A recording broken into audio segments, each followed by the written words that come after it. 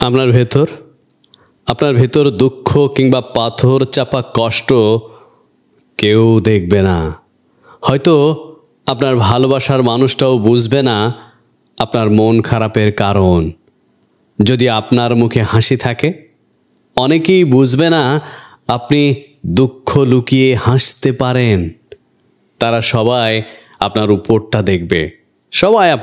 দেখবে, ভেতরের খোঁজ নিতে কেউ পারবে না। তারা কেউ চাইবেই না আপনার ভেতরের খোঁজটা নিতে।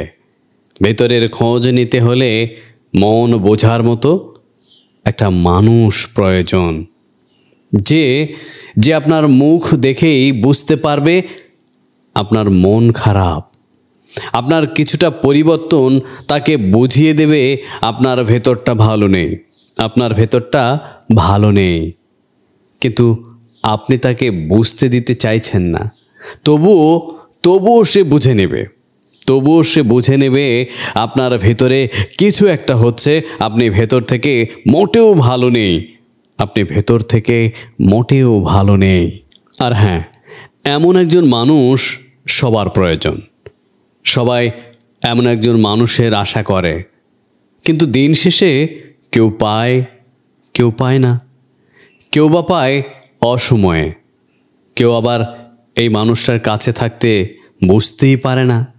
আসলে এই গভীর ভালোবাসাটা আমরা তখনই বুঝি, তখনই আমরা এর শূন্যতা অনুভব করি, যখন বুকের ভেতরে ঝড় বয়ে গেলেও প্রকাশ করার মতো একজন মানুষ খুঁজে পাই না।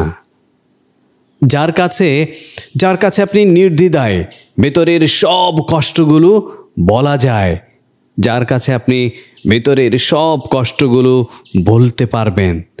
আমাদের কান্না দেখলে অনেকেই হয়তো আফসোস করবে, কিন্তু আমরা প্রতিটি মানুষ এমন একজন মানুষকে খুঁজি আমাদের কান্না দেখলে যার চোখ ভেজে যাবে।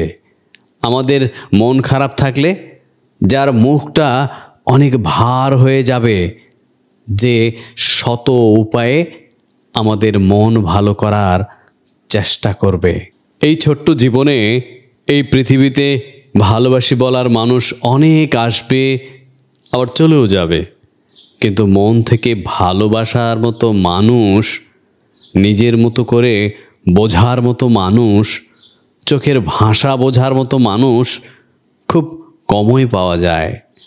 যদি আপনি এমন কাউকে আপনার জীবনে পেয়ে থাকেন, তবে তাকে হারিয়ে যেতে দিবেন না। তাকে আগলে রাখতে শিখুন, যত্ন নিতে শিখুন। কারণ আপনার অবহেলা, ব্যবহার কিংবা অমনোযোগের কারণে একবার যদি এই মানুষটার মন থেকে আপনি উঠে যান, সারা জীবন কান্না করেও তাকে আর ফিরে পাবেন না। তাই ভালোবেসে আগলে রাখুন।